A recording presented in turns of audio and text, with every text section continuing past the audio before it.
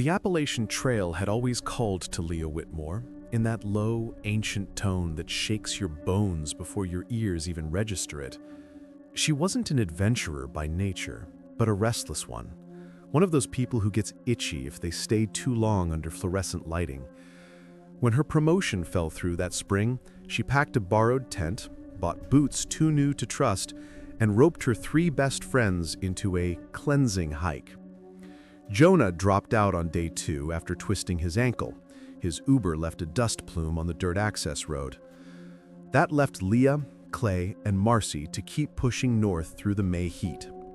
They weren't expert hikers, but they weren't clueless either. They knew to hang their food, to check for ticks, to keep voices down at dusk when the forest holds its breath. They didn't yet understand that the forest sometimes breathes back. By their second night, the playful chatter had softened into tired familiarity. Leah caught herself humming tunelessly as the camp stove hissed. Marcy laughed at nothing in particular, the way you do when sleep deprivation makes everything faintly absurd. Then, the moment stretched thin. No crickets, no frogs, just that immense rural silence that makes your heart believe it's the last one still beating. "Do you hear that?" Marcy asked suddenly. Clay froze with a fork halfway to his mouth. "Hear what?" "Steps. Behind us," she whispered. Leah turned. The dark was endless, but her own ears caught it, a faint crunch, deliberate, spaced out like someone pacing. Her scalp prickled. Clay forced a laugh. "It's deer, always deer. City brains make bear ghosts out of squirrels." But the steps continued. They moved when Leah moved. When she stopped, so did they. Only when Clay deliberately clapped his hands and shouted, "Hello!" did the sound fade, swallowed by the trees. The morning light made last night's fear look foolish. Coffee simmered in a tin pot, birds chattered, and Clay cracked jokes about Sasquatch's social anxiety. They packed up, slung their weighty backpacks, and set off uphill along switchbacks carved into stones slick with moss. Yet with every turn, Leah's nerves twitched. She started noticing imprints in the mud that weren't theirs. At first 1 or 2, faint, parallel, half erased by rainfall. But as the hours went, the trail behind them looked like a palimpsest of their steps, overlaid by another, nearly identical, except the stride was half a pace longer. Mid-afternoon, they reached a scenic overlook. Granite ledge, miles of rolling green valleys below. Clay took selfies. Marcy began to tremble slightly despite the sun. Leah sat beside her. "You okay?" She didn't answer at first. Then, "I swear someone followed me when I went to refill the bottles. Heard breathing behind the trees. I said hello, but it stopped." Clay sighed. 1,000 people hike this trail yearly. Some keep to themselves." "Then why hide?" said Marcy. No one had an answer. Fog tugged at the treetops like ragged curtains. The creek near their camp murmured constantly, a watery whisper. Leah journaled by headlamp, writing nonsense lists, mileage, temperature, how much she already missed phone service. Around 1 a.m., she woke again, uneasy. Something pressed faintly against the side of her tent. A human shape blotted the moon's glow on the fabric. She held her breath. It's Clay checking the bear line. It's Clay. Then she heard breathing. Not his. Slow, steady, damp with saliva, right at the thin nylon sheet between them. The shadow moved. The breathing circled her tent once, twice, then drifted toward Marcy's. That's when she recognized the pattern, the steps. 4 beats, pause, 2 breaths. Someone copying our rhythm of walking. After several endless minutes, it was gone. In the morning, Leah nearly tripped over the footprints by the fire pit. 4 pairs. Hers, Clay's, Marcy's, and one more. Larger, barefoot, missing a middle toe. Clay crouched low, brow firmed. Could be animal pads warped by heat. "No," said Marcy, her voice taut. "That's a heel, and that's a toe that isn't there." They broke camp early. The following day was a test of nerves. Every crack of branch sounded like pursuit. Clay took the lead, muttering that paranoia feeds on silence, as if lecturing himself. By noon, sweat slicked their spines, the trail narrowing between steep slopes where sunlight faded to copper. Finally, Clay snapped. "I'm putting an end to this." He dropped his pack, stormed downslope towards a stand of rhododendrons, shouting, "Hey, whoever's back there! You want to come out? Do it now!" Something answered, further off. Footsteps again. Faint, matching his in tempo, but opposite in direction, like a mocking echo with its own lungs. Clay surged forward, disappearing behind brush. Leah heard a startled exclamation, then stillness. They scrambled after him, slipping on wet roots. 10 minutes felt like an hour before they found him standing midstream in waist-deep water. He stared at the opposite bank. "Clay!" called Leah. He turned slowly. His eyes were wild, pupils dilated to impossible blackness. "I saw him." "Who?" "Myself." He waved at me from across the creek. Same jacket, same pack, but older. I think it smiled first. Marcy wanted to leave instantly. Clay refused to speak for a long time afterwards, trudging behind them like a ghost forced to carry his own body. They camped early, less concerned with mileage, more with staying sane. Leah pretended to eat, though her mouth tasted only of metal. At dusk, fog rolled back in, swallowing tree trunks halfway up. The firelight felt like an island. Clay finally muttered, "If I hear it again tonight, I'm confronting it." Marcy flinched at the word "it." The forest went completely still around midnight. Then, crunch, crunch, crunch. Methodical. Too evenly spaced to belong to an animal. Something circled them in the darkness. Then another sound, almost playful. The mimicry of their rustling clothing, the scrape of metal on cup, the quiet sigh Leah had just made moments before. It was copying their smallest noises. Clay exploded from his tent, flashlight beam cut white through fog. "Enough!" The beam caught a silhouette 20 feet away. A man. Clay stumbled backward, disbelief wrinkling every line on his face. For a hanging moment, I thought it was Clay, standing there twice, one in flesh, one in reflection. Same posture, same scuffed boots. But the double's left hand was incomplete, middle finger ending in a flat-heeled scar. The doppelganger smiled, then the flashlight popped and died. Clay screamed like something snapping apart. Where Leah reached him, he was gone. His tent lay open, his pack slit as if claws or hands had examined it. On the ground, his hiking stick lay broken cleanly in two. The missing section was exactly the length of a human finger. Leah and Marcy fled before dawn. Their map led south, though fog blurred compass readings. Every ridge looked the same. Marcy began humming tunelessly. It took Leah hours to realize she was repeating the same melody Clay had whistled the first day. At noon, they reached a fork, unmarked on any map. Mud slick, newly trampled. 3 sets of footprints, theirs, and a 4th pair ahead. Clay's boots, same tread. Marcy stopped dead. "If those are from last night, how's he ahead of us?" Leah said nothing, her throat locked up. By evening, rain fell thin and cold. They pitched a small tarp between 2 bent oaks and huddled beneath it. Neither lit a fire. The smell of wet earth pressed close like another presence. Sometime in the night, Leah awoke to the sound of whispering, too far to make out words, but the tone was intimate, familiar. Her head turned toward Marcy's sleeping shape, just in time to see her lips moving, muttering Leah's name through the dreams. Outside, invisible feet matched the same rhythm. When morning came, Marcy was pale, her knuckles blood-stained where she'd clenched them in sleep. "I dreamt you were outside my tent," she whispered. "You asked me to come walk with you." We didn't discuss it further. They simply walked. Leah and Marcy fled before dawn. Their map led south, though fog blurred compass readings. Every ridge looked the same. Marcy began humming tunelessly. It took Leah hours to realize she was repeating the same melody Clay had whistled the first day. At noon, they reached a fork unmarked on any map, mud-slicked, newly trampled.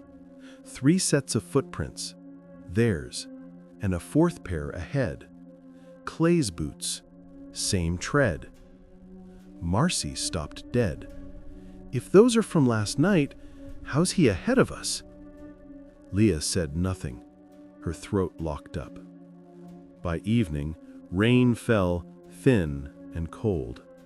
They pitched a small tarp between 2 bent oaks and huddled beneath it. Neither lit a fire. The smell of wet earth pressed close like another presence. Sometime in the night, Leah awoke to the sound of whispering, too far to make out words, but the tone was intimate, familiar. Her head turned toward Marcy's sleeping shape just in time to see her lips moving, muttering Leah's name through the dreams. Outside, invisible feet matched the same rhythm. When morning came, Marcy was pale, her knuckles blood-stained where she'd clenched them in sleep. "I dreamt you were outside my tent," she whispered. "You asked me to come walk with you." They didn't discuss it further. They simply walked. They made their final camp on a small rise. The air was metallic. Storm clouds pulsed purple behind the trees. "We'll reach the spur road tomorrow," Leah said, half prayer, half lie. Marcy stared into the flickering flame. "Do you think Clay's dead?" Leah hesitated. The forest whispered around them, branches rubbing like teeth. "I think," Leah said carefully, "something wears us when we die here." Marcy exhaled, trembling. "Maybe that's what the trail wants. It needs footsteps to stay alive." Thunder muttered in agreement. Leah tried to write in her journal.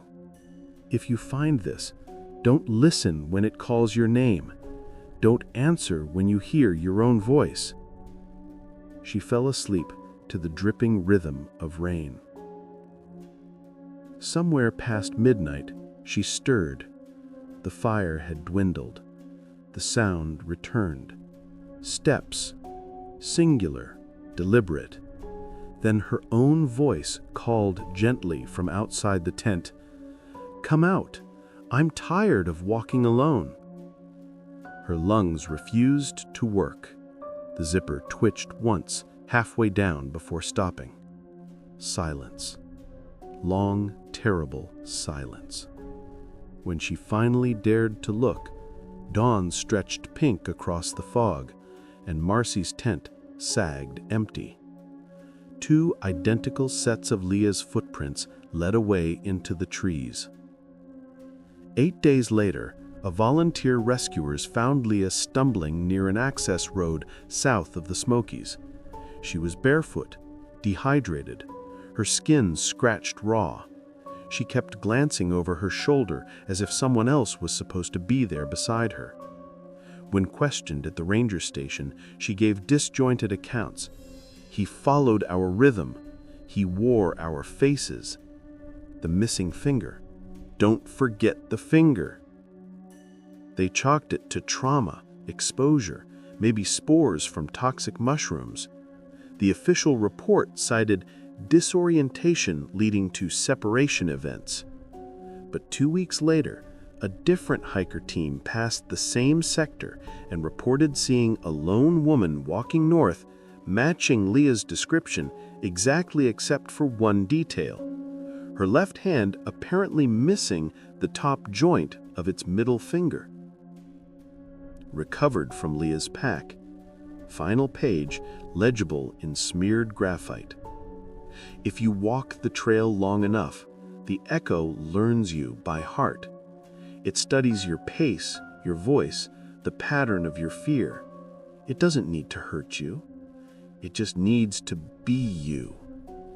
Maybe that's how the mountains remember, by collecting the living, step by step. Maybe the trail was never a path. Maybe it's a mirror stretching through the wilderness, waiting for someone to mistake their own reflection for company. Underneath, a faint handprint pressed into the page. 4 full fingers and the bare outline where one was gone. For years, Erin Travers dreamed of walking away from noise. Not forever, just long enough to test the edges of her own silence. After her divorce and a tedious winter in Baltimore, she picked up a beginner's trail guide, watched a dozen survival videos, and decided that a solo section hike through the Appalachian woods might give her life a shape again. She started near Tellico Gap, alone but confident, the air sweet with spring decay and thaw. Her boots creaked rhythmically. Every incline felt like erasing one more argument, one more cruel voicemail. She planned only 5 days northbound, nothing reckless, just earth, breath, distance. The first 2 days were uneventful. Damp mornings, clean evenings, the kind of unremarkable peace she'd begged for. Then on the 3rd afternoon, the map began to fail. According to the guide, the ridge ahead ended at an overlook.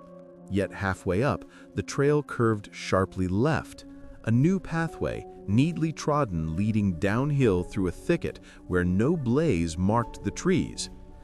Erin shouldn't have followed it, but curiosity nibbled. It felt deliberate, the slope gentle, branches trimmed as if by careful hands. After 15 minutes, the air turned cool and heavy. Her ears popped slightly with pressure. Then she smelled water. Mineral, metallic, like rain trapped in stone. The trees opened to a small basin. A lake lay there, quiet as glass, round as a coin, perfectly still. She blinked. This couldn't be right. Her topographic map showed valleys, creeks, and old campsite, no lake. She checked the GPS. The screen simply froze, coordinates erratic. Then it flickered out altogether. "Okay," she muttered, partly annoyed. "Hiker magic, sure." The shoreline was soft moss. The lake reflected sky and branches with unnatural clarity. So crisp, the line between above and below seemed almost reversed. Still, beauty overruled unease. She sat a while, ate a protein bar, and leaned close to the surface to refill her bottle. That's when she noticed the reflection didn't match. In the image below, the woman crouching over the water wasn't wearing the same jacket. Hers had no tear on the sleeve. And a small scar, a crescent shape under Erin's right eye since childhood, was absent on the face she saw. Her body froze. She blinked, edged back. The reflection moved half a second late. The ripples broke them apart. By the time she scrambled back to the main trail, sweat soaked her shirt. The woods, though, felt subtly rearranged, familiar but wrong. Bird calls echoed in strange intervals, the rhythm unnatural. She forced herself to keep walking until dusk. When she stopped to camp, she found her journal missing. The small leather notebook that she used as a confidant, gone. She shrugged it off at first, maybe she dropped it near the lake. But then she found another journal in her pack's front pocket. Identical, except it wasn't hers. Same worn cover, but when she opened it, the handwriting wasn't her own. The first page read, "April 19, found a lake that isn't on the map. Couldn't leave it behind. Not really." Below it, a blotch, like dried lake water staining the page. She laughed nervously. Must be someone else's notebook that got swapped somewhere. Logical, right? Yet she couldn't shake how exactly like hers it felt. Same scuffs, same folded corner on page 3. She zipped it deep in the pack and didn't look again that night. The next morning, everything in her body told her to head back to the car, but curiosity is a sly disease. She kept finding herself glancing east in the direction of the hidden valley. By midday, she'd looped the trail twice and somehow ended up descending again. The trees thinned, the smell of water returned. The lake greeted her like a familiar guest, surface placid, light uncomfortably bright. This time she stood farther back. In the reflection, her mirrored self was closer to the water. "What do you want?" she said aloud, instantly self-conscious. Nothing answered, but the air felt thicker, like subtle vibration beneath her skin. She took one photo with her phone. The screen captured only glare, and turned away. On the ground near her boot lay her missing leather journal. She picked it up carefully. The cover was damp, smelling faintly metallic. Inside, her handwriting ended where she'd last written 2 days earlier, then continued in a steady, jagged scrawl that wasn't hers. "Don't go around. Step straight in. It's not deep, only wide." Beneath that, a thumbprint. The whorl pattern looked identical to hers. Erin camped half a mile uphill. Sleep refused to come. The forest's usual choruses were muted again, leaving space for something else, a faint tapping, as if rain without clouds. Then she realized it came from her water bottle. Inside, the surface quivered, making ripples, though she hadn't touched it. Later, she woke to find her tent faintly lit from within, a silvery glow bleeding through the fabric. When she looked outside, her phone screen glowed white, unlocked, camera recording though she hadn't touched it. On the screen, she saw her own tent under the dark canopy, filmed from across the lake, as if another device stood on the opposite shore. She killed the screen and sat trembling until dawn. At the first hint of morning, Erin bolted south. Hours later, she found a small ranger's substation, a wooden shed used for maintenance workers. A man stood outside, middle-aged, calm-eyed, wearing a green cap. His name tag read, A. Hovis. "Morning," he said gently. "Looks like he saw a ghost." "There's a lake," she blurted. "Down there. It's not on..." "Map?" he asked. She paused. "You know about it?" Hovis nodded once, slowly. "There's talk of a sinkhole filling after heavy rain. Appears some years, dries others. But we ask folks not to go near. Hard to get out." His choice of words unsettled her. "What do you mean by get out?" "The valley's echoish. Compass doesn't work. People wander in circles." She studied him. His voice was gentle, but his eyes reflected faint shimmer, like fish scales catching light. "Listen," she said carefully. "Could someone be down there?" He smiled without humor. "There's always someone down there." When she looked again, his badge was blank. That evening, she reached what she swore was the same ridge as day one, but the trees leaned differently now.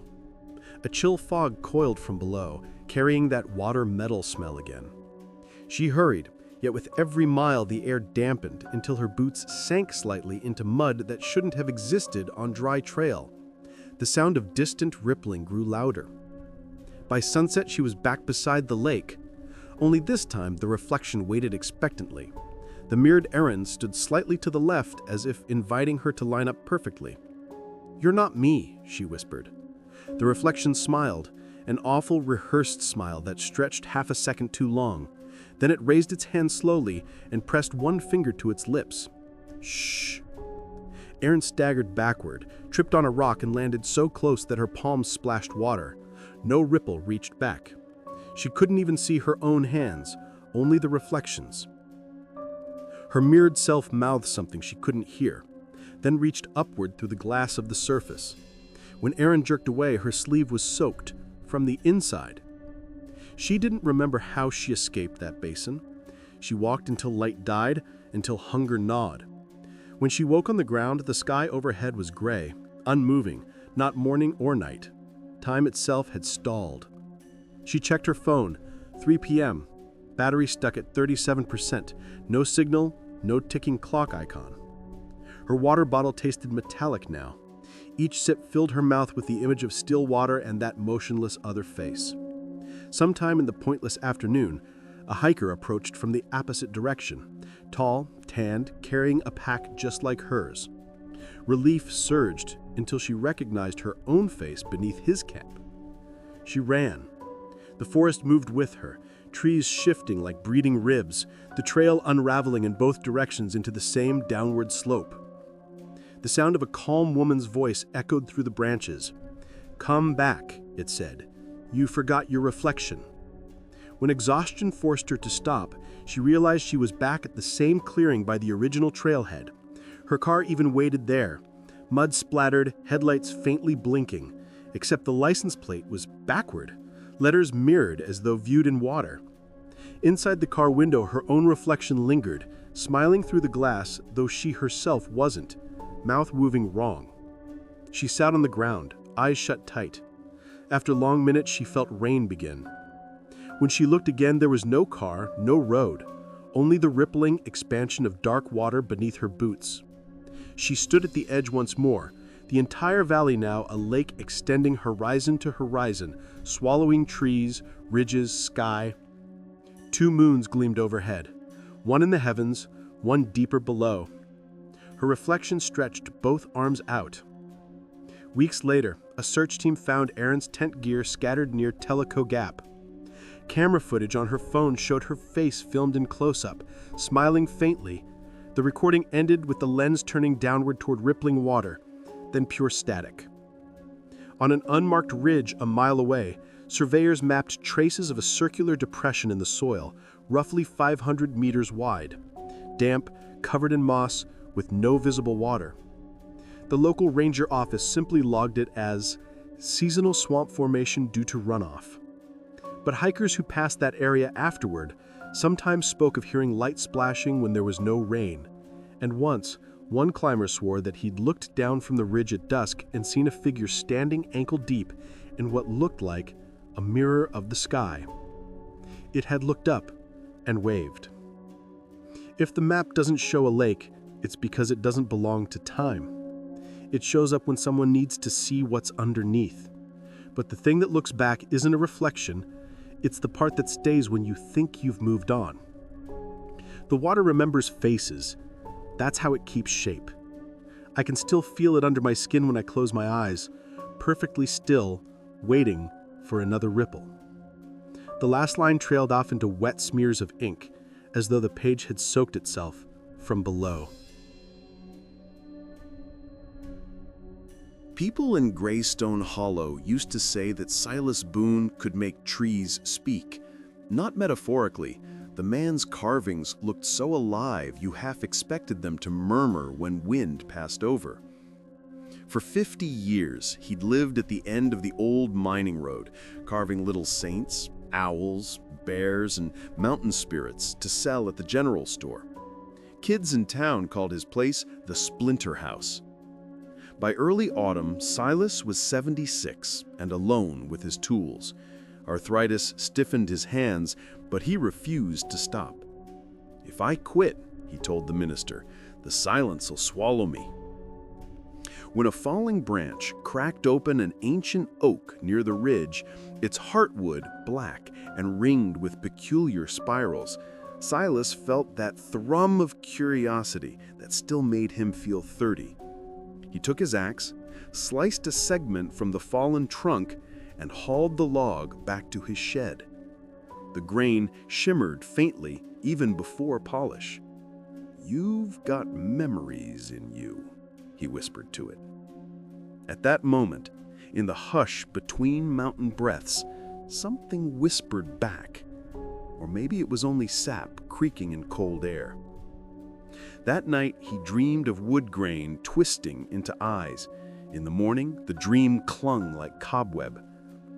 He set the log on his bench anyway, testing where to cut. The first shavings curled away like ribbons of smoke. He began carving a human face, broad-cheeked, solemn, maybe a portrait of some pioneer lost to time. As the features emerged, a warmth seeped from the wood into his palms, soothing his painful joints. When dusk came, he heard a soft hum from the shavings pile, a resonance like distant singing bowls. He leaned close and faintly distinguished syllables. "Boon, return what was taken." He jerked back, heart hammering. Old fool, hearing things. His hearing aid hissed a little, maybe interference. But when he stepped outside, even the cicadas had gone silent, as though waiting. At the diner next day, Silas mentioned the peculiar oak to Nora Davis, local historian. She frowned. "The ridge you cut from? That's Hengen's Knoll. Used to be a burial copse back before white settlers came through. Cherokee families left their dead standing in hollowed trees there." Silas's fork froze halfway to his mouth. Burial in trees? "Old way of returning bodies to the wind," she said softly. "Storm knocked the ridge down in '58. Folks stopped going up there. Maybe best to leave it be." He laughed too loudly. "Wood's wood." Back home, the face on his carving table had deepened overnight. The mouth now curved slightly down, though he remembered carving a faint smile. He tried sanding it flatter. The next morning, the mouth was open again, the corners stretching into something like an O of pain. Tourists came weekends, even this late in the season. Silas brought the finished piece to sell at the store, just to prove to himself nothing was odd. When he unwrapped it, the shopkeeper whistled. "Lord, Si, that's realistic." A woman reached out to touch it, but drew back instantly. "It's hot," she said, brows knit. Silas touched the surface. Warm indeed, like fever under skin. He muttered polite thanks, rewrapped it, and took it home. No one must think him crazy again. That night, the voice returned, low, rhythmic, like someone murmuring through a doorframe. "You carve us open. You carve us out." Wood fibers along the jawline pulsed faintly, expanding and contracting as if imitating breath. He stumbled outside into the moonlight.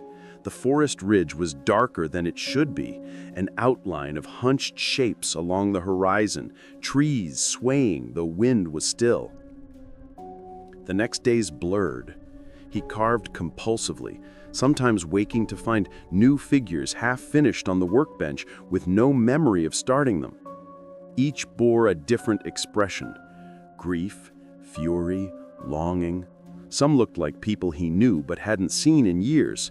One unmistakably resembled his late wife Ruth, though surely coincidence, or guilt, had guided his knife.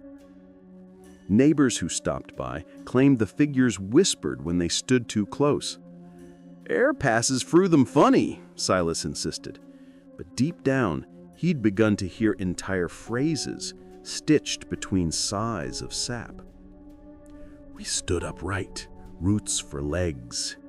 They felled us, gave us new names, sing us home." He blocked their mouths with resin. The resin cracked overnight. 3 days later, a violent storm slammed the hollow. Thunder rolled like logs crashing together. Lightning lit the ridge, and for an instant, Silas saw dozens of figures standing among trunks, their skins wooden, their eyes ringed like aged oak. Rain rattled his roof. Water dripped through knots in the ceiling and down onto the carved faces. The figures seemed to glisten, slick and radiant. Power flickered out. In the dark, each carving began to hum on a different tone, forming a long chord that vibrated the walls. Silas clutched his chest. "What do you want from me?" A single voice rose above the rest, unmistakable. Ruth's voice, gentle and steady. You took home what belonged already to the dead. Now carve it back." He stumbled outside carrying his lantern and the latest carving, the one that looked like her. Lightning froze everything stark white. The fallen oak stump glowed faintly at its heart where he'd cut the log weeks earlier. In that light, he saw cavities shaped like human forms inside each knot of the surrounding trees. The whispering swelled until words became pressure, unbearable. He set Ruth's effigy against the stump, lifted his chisel, and began cutting into his own piece of work, just as thunder cracked overhead. Bark split under steel. For every chip that flew, a pulse of wind moaned through the hollow. Finally, the carved face hollowed completely, an empty mask. The glow in the stump dimmed, the voices quieted one by one until only the rain remained. Silas leaned on his knees, panting, lightning spots burning his vision. Then, deep inside the stump, something shifted, like a final exhale. He whispered, "It's done." Mud sucked at his boots while he backed away. The effigy slumped forward into the hollow trunk, vanishing as though absorbed. Silence settled, cleansing and absolute. Morning sun cut through vapor. The ridge looked ordinary again. Silas felt 10 years older, but lighter somehow. He bundled his remaining carvings into a tarp and carried them to the creek out back. With trembling hands, he fed each one to the current. They floated a few yards, then slowly sunk, leaving faint bubbles. Back in the workshop, he found the big oak log reduced to gray dust. His hands, once crumpled by arthritis, felt smooth and steady again. Relief almost made him laugh. "See? Nothing supernatural, just bad weather and worse imagination." He spent the day sweeping, scrubbing, restoring his sanity through labor. That night he managed proper sleep for the first time in weeks. Near dawn he woke to birdsong. Then another sound joined, a steady rhythmic tapping, inside the wall, maybe a loose beam. He sighed, fetched his hammer, pried a plank loose. Behind it, sapwood gleamed, and in the grain ran the clear image of his own face, younger, eyes open, smiling faintly. As he stared, the wooden mouth moved. "You carve well. Now it's our turn." The tapping started again, all along the cabin, 1,000 tiny knocks as roots claimed what remained of the splinter house. When neighbors climbed the ridge days later, they found the hut empty except for a single new statue standing in the center. Silas Boone in mid-stroke, chisel raised. The woodwork was exquisite, so lifelike you could swear the lips were about to part. Some even thought they heard faint breathing if they leaned close. Nora Davis kept it on display in the town library, for artistry, she said. Visitors sometimes remark that at dusk, the carved man's eyes seem to follow hikers who plan to leave the valley with freshly cut wood in their packs. When the call came in just after dusk, Deputy Ranger May Ellison was finishing paperwork, coffee gone cold, office windows rattling under an incoming storm. The voice on the radio was thin and frantic. "We've got a missing hiker near Ridgetop Pass. Male, late 20s, name's Colt Tanner. Left a distress ping before his battery died. Latitude 35.689. May noted the coordinates automatically. They sat squarely inside the region locals called Dead Horse Switchback, known for its sudden fog banks and erratic magnetic fields. She radioed for a partner. Only one other volunteer answered, Jordan Pike, ex-Army medic, gentle voice and restless hands. "Copy that," he said. "Meet you at the trailhead." They loaded their packs, maps, flares, thermal blankets, and drove into the heaving gray woods. By 9 p.m., Rain fell like a whispering curtain, and the mountains beyond the windshield had disappeared. Their flashlights made narrow tunnels through vapor as they stepped onto the trail. Mud sloshed under boots. Logs glistened like wet bones. "You ever worked a case on this stretch?" Jordan asked. May shook her head. "Heard stories. Strange lights, compasses spinning. Locals blame old mining gas leaks." Thunder lurched across the peaks. Lightning exposed mist curling far above them like columns of smoke. After an hour, they found the first sign. A backpack half buried in leaves. Inside, a camera, energy bars, and a headlamp, lens cracked. The mud around it was fresh, yet cold to touch, as if hours old and minutes old at once. Jordan checked the strap. Too intact to be here long. Maybe he ditched it. May pointed uphill. "He was going for the pass. That's where pings usually die." By midnight, fog swallowed everything. Their headlamps returned more glare than distance. Then, faint through the milk-white dark, a pin of orange flared. "Signal fire?" Jordan whispered. "Stay cautious." May flicked off her own lamp to see better. The glow pulsed faintly, almost breathing. As they advanced, it slid outward along the ridge, never fully retreating, never coming closer, keeping perfect distance no matter how they changed direction. "Emergency beacon?" Jordan offered. May frowned. "Not that color, and nothing should move like that. There's no wind." Still they followed. Instinct, training, maybe superstition. The forest around them was utter velvet black, except for that guiding ember, always just through the next stand of trees. Around 2 a.m., they found an abandoned lookout station, half-collapsed tin roof, cabin tilted against the slope like a drunk resting on one knee. The light had vanished. Inside smelled of wet pine and dust. They set up a small camp stove, steamed damp gloves over it, tried to contact base.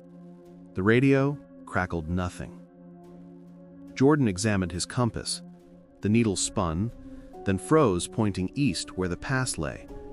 He grinned nervously. "Guess the mountain's magnetic personality's at work." May jotted coordinates in her notebook, though the numbers swam eerily on the page. From outside came a crunching sound. Footsteps in soaked leaves. Both froze. She whispered, "Colt Tanner? Park Rangers? You there?" No answer. Just 2 more deliberate steps. Then silence. May edged toward the doorway, flashlight ready. The beam cut only swirling mist. At the very limit of it, she glimpsed that same orange light, hanging in the dark like a lantern by an unseen hand. Jordan muttered, "He must be trying to draw us out. Or something wants us to think so." They couldn't stay. At dawn, or what felt like dawn, they packed up and climbed toward the pass. Rain had turned to cold drizzle, fog to solid wall. After several hundred meters, May noticed boot prints alongside the trail. Wide tread, fresh, deep from heavy load. But every third print veered slightly sideways, as though the hiker occasionally pivoted to face back the way he had come. "Colt was circling?" Jordan said. "Maybe." May stooped. In the depression of the latest footprint lay a puddle, reflecting pale light, more than the weak morning could supply. When she blinked, the glow flicked out. They kept moving, unease thick as the fog.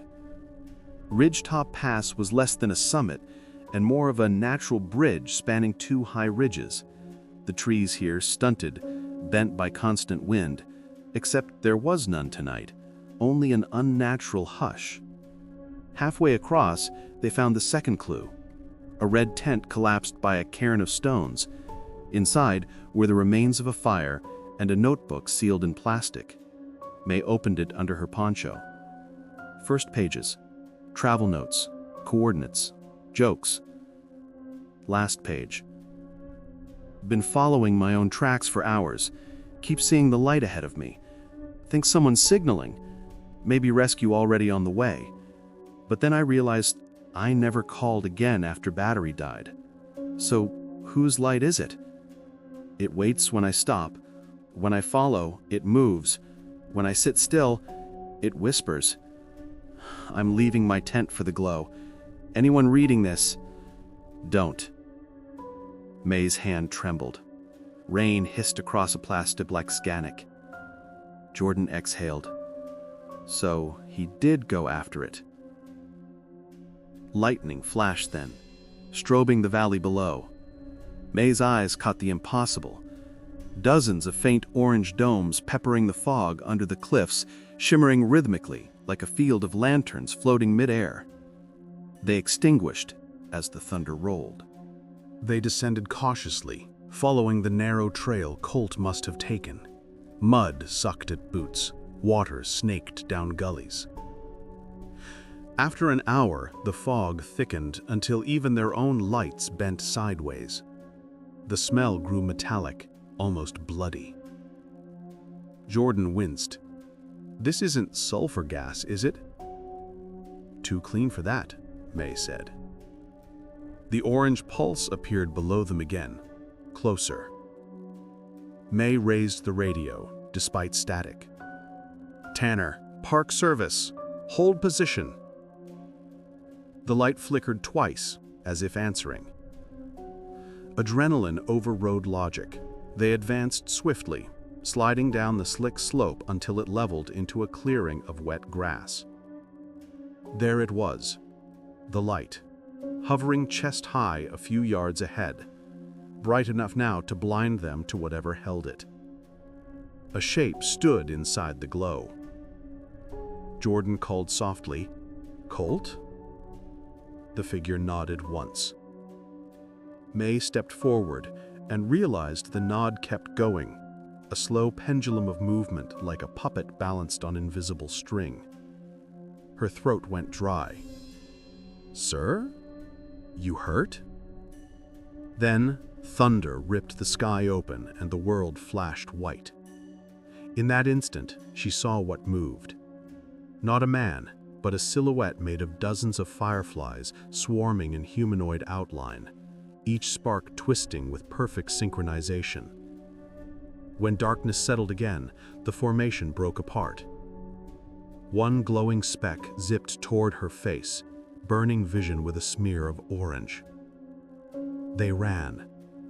Upward, downward, direction meaningless. The forest no longer obeyed geography. The pass should have been behind them, yet every clearing opened into another slope. The rain ceased, replaced by a fine gritty mist that glittered faintly. Jordan gasped. "My GPS says we've dropped 4,000 feet. May forced herself to glance at the display. The numbers flickered nonsense. Coordinates formed phrases. Come. Down. Where we are. Half an hour later, Jordan collapsed against a tree. His breathing whistled hard. From the dark ahead, a pin of orange trembled again. He swore softly. "It's following us now." May shined her lamp full towards it. The beam seemed to fold and recoil. For a moment, she thought she saw two figures inside the light this time. Jordan and herself, walking downhill. Their radio came alive suddenly. Static thick, but layered with a whisper. Female, monotone. "Stop following the reflection. Stay where you are." May lifted the handset. "This is Ranger Ellison, Unit 14. Repeat, Unit 14. Do you copy?" The voice grew clearer, identical to her own. "You're already here." The device went dead. A scream echoed from behind. Jordan's voice mangled by distance, though he'd stood beside her a heartbeat ago. She turned, nothing but trees. Then movement. Him, rushing from between trunks, face chalk white, eyes huge. Something grabbed the light out of my lamp." Indeed, the beam from his headlamp faltered, then twisted into a narrow orangish hue. He tore it off, hurled it into the dark. It landed and stuck mid-air, burning like a tiny sun. May caught his arm. "Don't look at it." But Jordan already was. His pupils shrank. Rain traced silver paths down his transfixed face. He took one step toward the hovering glow, then another. "Stay with me," she shouted. He didn't turn. Within seconds, both he and the light faded behind the fog until only a faint orange pulse remained where they'd been.